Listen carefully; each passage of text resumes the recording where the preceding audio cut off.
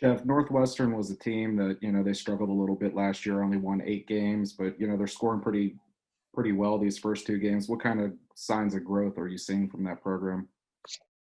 Well, I saw them, I watched them pretty often, and I saw it even in the midst of them losing. I saw them getting better. And their guys have matured. They've gotten a little bit older. Their experience from last year, they were close in a lot of those games, had leads in a lot of them. Just a situation where you have so much youth and you just don't know how to win. In these first 2 games, they've been outstanding, especially on the offensive side of the ball, averaging over 100 points a game. Their percentages, it seems like they're trying to play faster. Certainly the kid Audij, who set out last year, has really provided a spark for him. I'm a big fan of Cop. I think that he is a really outstanding player. He reminds me of a kid that a guy that I competed against when I was in college, a guy by the name of Matt Harpering that played at Georgia Tech. He ended up being a longtime pro. He reminds me of that. Bowie has certainly gotten better. Last year, they had 14 points in the second half against us and played really well, especially after battling some injuries. And then Nance has improved. He's really, really talented. Barron. So they're well coached. They're playing with a lot of confidence. They're playing with a lot of joy. And for us, it's just everything's going to be different. It's the first time on the road. It's for a lot of us, it's the first time out of Pittsburgh. I know for me, this will be my first time out of Pittsburgh since July. And so it's going to be interesting to travel, with COVID and everything that's going on there. But seem to be a much improved team. I know Chris really loves his team. Coach, can you talk about how John Hughley has played so far and what he can do to improve to become a key part of this offense? Yeah, he's done some good things, but we need him to be better. He has to understand how hard you have to work every day, the discipline that it takes to be a really good player at this level every day, the mindset that you have to have every day, showing up, every day with all of those things intact and competing every day. Again, it's difficult for a freshman, and I would imagine this year is maybe the most difficult year for any freshman, maybe ever, because of the things that are going on in the world. But he's a good player. He's talented, and we need him to be good for us. With Drexel and Northern Illinois, we had talked a lot about ball screen defense, and kind of trying to counter some of the things they do with those. What kind of challenges and wrinkles does Northwestern present that you guys have to counter defensively? Well, the very first thing is that we have to get back in transition. When you're playing a team that, their last 3 halves, they've scored 50 points in each half. The second half, their first game against Pine Bluff, and then both halves against Chicago State. And so they're really scoring fast off of makes and misses. And so that's the very first thing. And then they're making 12 and a half threes a game and shooting a good percentage. So we're going to have to get the shooters. And they can put a group on the floor if they continue to start the way they've started.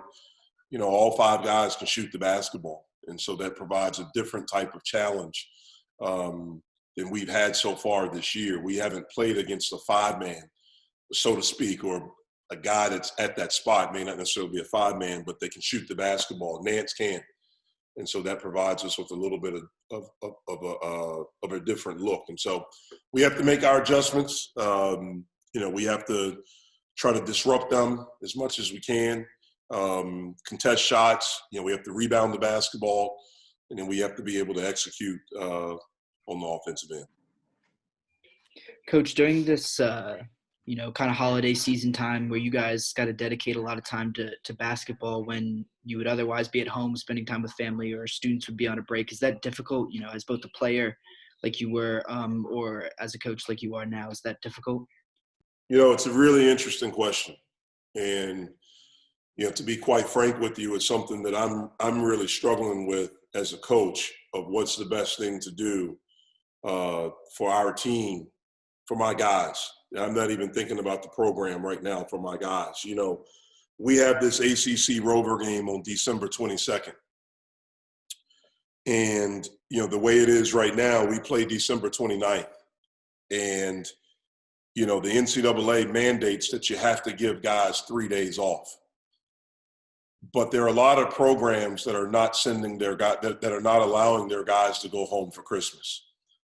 And, you know, for me, I'm really struggling with that because of all the years that a kid should be with his family, 2020 is at the very, very top of that.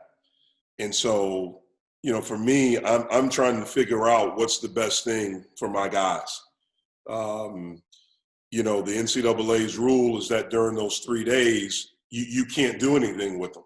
Like the coaches, we can't work with them. We can't practice. The only thing that you can open up the gym, but no coach can be there.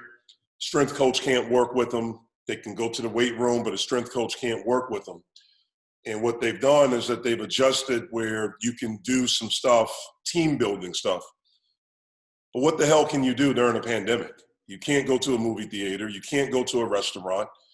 And so it's something that I just, you know, right now, you know, it's interesting to me.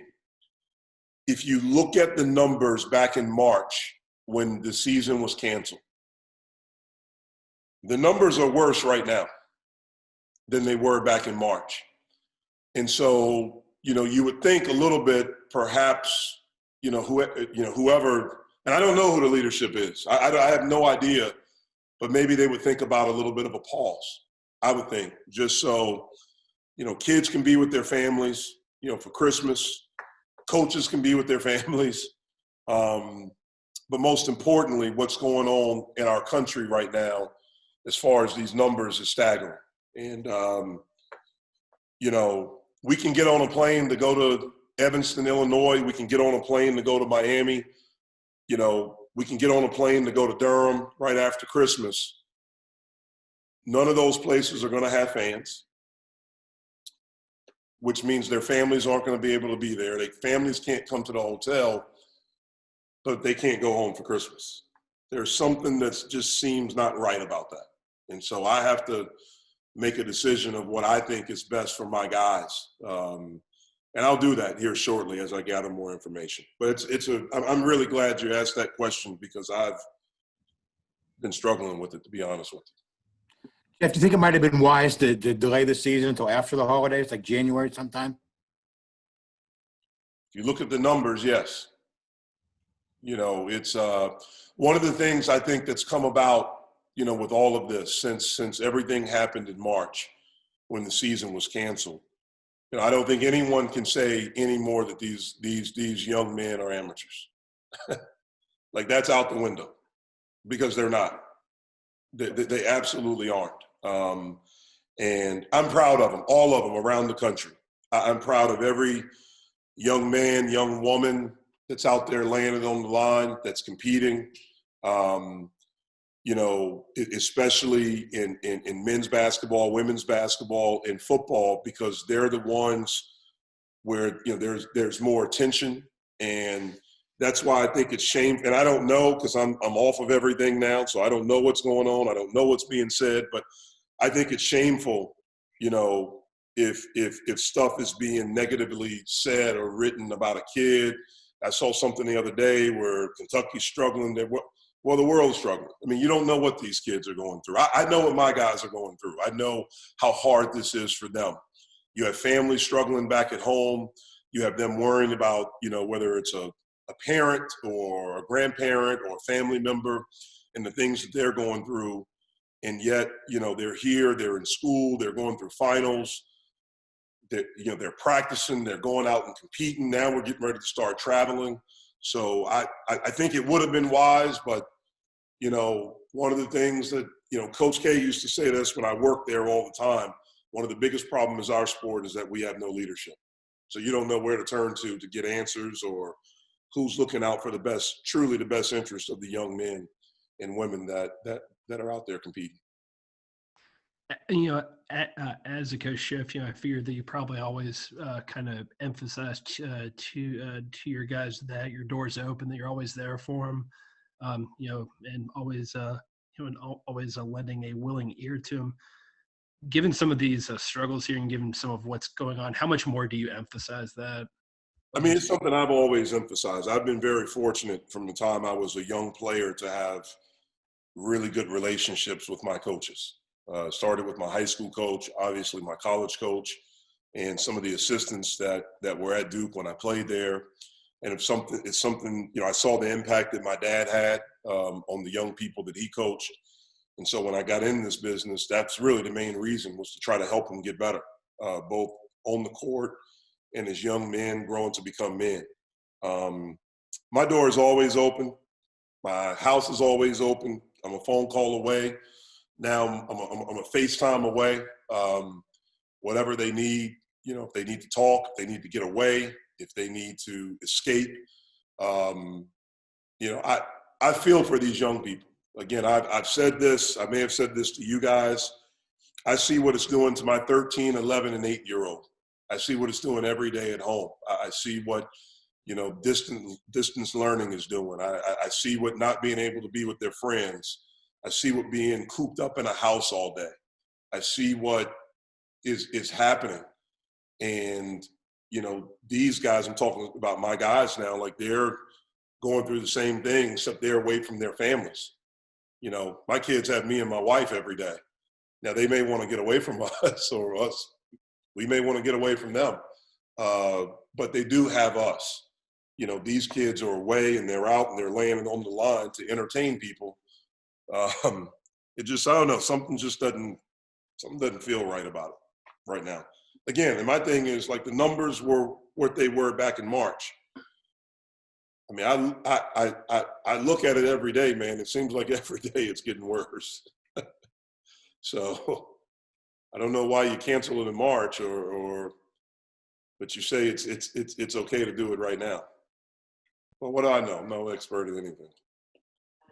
Coach, how confident are you guys how confident are you that you'll be able to play a full season, or the full season that you guys have planned, without a major interruption? I mean, we're hopeful, but it seems inevitable that there's going to be disruption. I mean, if you look around the country, there's disruption in college basketball. I mean, it seems like it's happening all the time.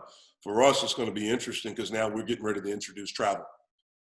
And so that's something that we have not done, we've not experienced. Our people here have done an outstanding job, and it's been led by Jennifer Brown, our trainer.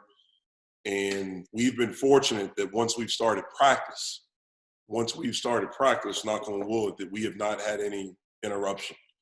And hopefully that's something that continues. I mean, when we test, I'm holding my breath, until I hear the results. And then you're able to exhale for a little bit and then to, try to get back to work. Jeff, there was a moment in the game, I think Femi was playing a segment, and when he came off the court, it seemed like everyone was up, the coaches, the players, everyone was kind of into what he did. What kind of stood out about that performance? Didn't really show up in the box score, but what did he do right that kind of got everyone's attention? Well, he played with great energy. He competed. He ran our team. He was vocal on the court.